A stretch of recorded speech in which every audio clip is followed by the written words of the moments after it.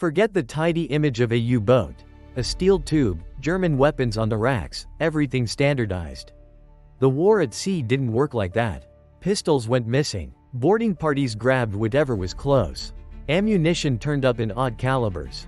And what fit in a cramped control room mattered more than what a manual preferred. Captured gear wasn't a trophy. It was a tool. Sometimes it solved a problem. Sometimes it created a new one. These are the 7 forgotten enemy weapons used by German U-boat crews. Number 7. Webley revolvers. British firearms in German hands. Officially, U-boat sidearms were supposed to be German-issue pistols like the P.08 or P.38 when available, with ammunition that matched Kriegsmarine supply. A submarine's armory was meant to be predictable. One caliber, one manual, no surprises when you're sealing hatches and diving fast. But captures made the rules blurry. Boarding teams and prize crews sometimes came back with British Webley revolvers, especially from merchant ships that carried armed guards or from lifeboats and abandoned gear. The appeal was simple. A big, blunt revolver is hard to misunderstand. It doesn't mind grime. It doesn't demand perfect magazines. In a narrow passageway, that mattered. The downside was logistics. Webleys meant .455 or 38-200s depending on model, and that ammunition wasn't on a German submarine standard list. If you had a Webley and no cartridges, you had dead weight. In a few documented capture inventories, the revolver shows up without a matching stock of ammunition useful only until the first reload. Still, when a boarding party expected a brief, close encounter, a simple captured revolver could be a rational choice. Number 6. Sten guns. A common British submachine gun turned against its makers. German doctrine for surface actions leaned on deck guns early in the war and on mounted anti-aircraft weapons later, not on handing out submachine guns like an infantry platoon. Space was limited, ammunition was rationed, and any weapon brought aboard had to justify itself in salt, spray, and cramped compartments. Yet the Sten was the kind of enemy weapon that could slip into that logic. It was compact, simple, and built around 9x19mm an ammunition type the Germans already produced in huge quantities. If a U-boat took Stens from a captured ship's armed party or from British coastal stocks during special operations, the weapon could be fed without adding a new caliber to the boat. The problem was that simplicity cuts both ways. Stens could be reliable enough, but they were also notorious for accidental discharges if handled badly, and their magazines were a common failure point in real-world use. A Sten that fired smoothly in a boarding drill could become a liability on a wet deck at night, where one slip or one dented magazine turned extra firepower into noise and confusion. Number 5. Lee-Enfield rifles. Standard British rifles as U-boat surface defense. Regulations expected a submarine's small arms to be secondary useful for guard duty, boarding, and the occasional surface emergency. The boat's real weapons were torpedoes, and later the anti-aircraft mounts that proliferated as air threats grew in 1942–44. Rifles were supposed to be few, standardized, and fed by known ammunition stocks. A captured Lee-Enfield disrupted that neat plan, but it also offered something practical. Fast, accurate bolt-action fire with a generous magazine.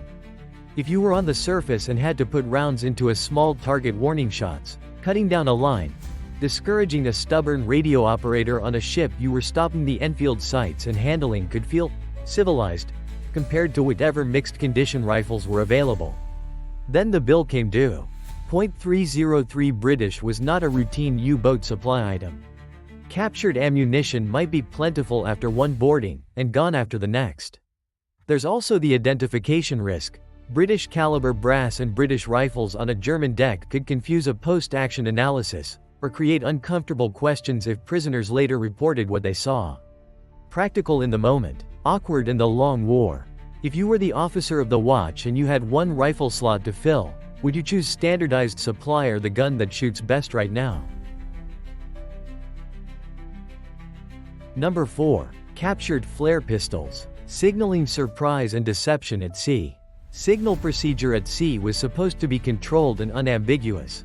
The Kriegsmarine used prescribed signal flags, lamps, and pyrotechnics so friendly units could interpret messages quickly, even under stress. A flare wasn't just a flare. It was part of a code color, pattern, timing, and context. Captured flare pistols tempted crews anyway. They were compact, easy to stash, and if you'd taken a box of cartridges with them, you now had a second signaling vocabulary. That could be useful in deception. A boat operating on the surface at night could, in theory, imitate distress signals or merchant ship routines long enough to close distance.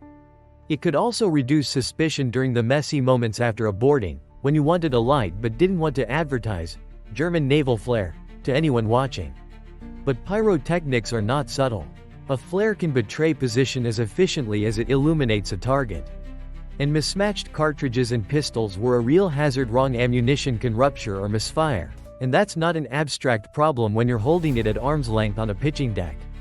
A captured flare pistol could buy seconds of clarity. It could also buy the enemy your coordinates. Before we move on, if you're on a U-boat in 1942, what do you prioritize? A weapon you can always resupply, or the captured one that works better in your hands? Tell us below, and subscribe because the top 3 get much messier than firearms. Number 3. Signal gear and communication devices. Information is a weapon until it betrays you. Kriegsmarine procedure treated signaling as disciplined, centralized work. Lamps, flags, and radios weren't personal kit. They were controlled tools tied to recognition codes, call signs, and schedules. Enemy equipment wasn't just different. It could transmit on the wrong frequencies, use unfamiliar connectors, and invite mistakes at the exact moment you can't afford them. And yet, boarded ships and raided stations offered prizes more valuable than another rifle. Binoculars with reticles, merchant radios, signal lamps, even codebooks and charts. Crews used captured gear to listen, not just talk. A receiver that could monitor civilian traffic might give you convoy hints, weather, routing small fragments that add up.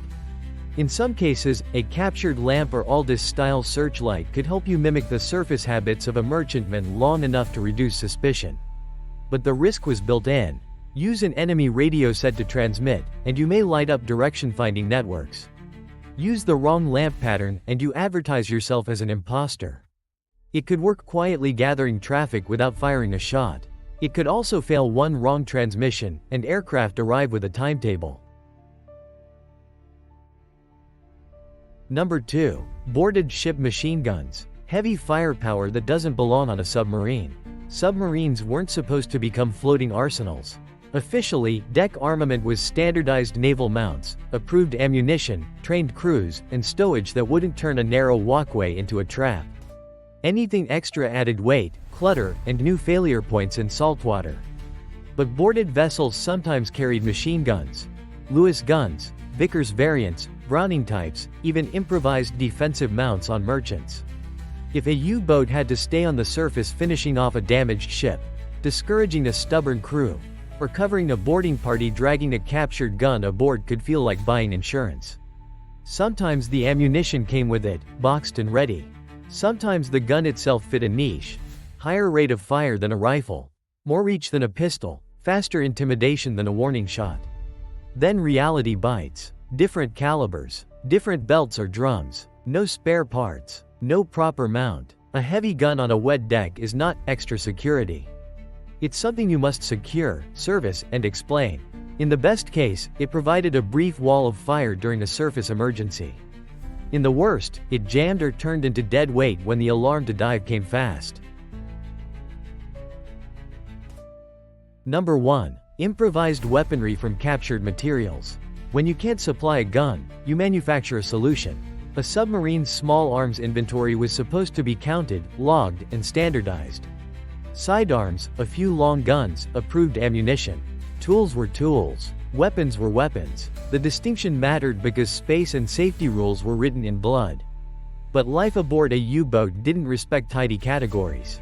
Boarding could mean close quarters, prisoners, and sudden violence in spaces too tight for a rifle.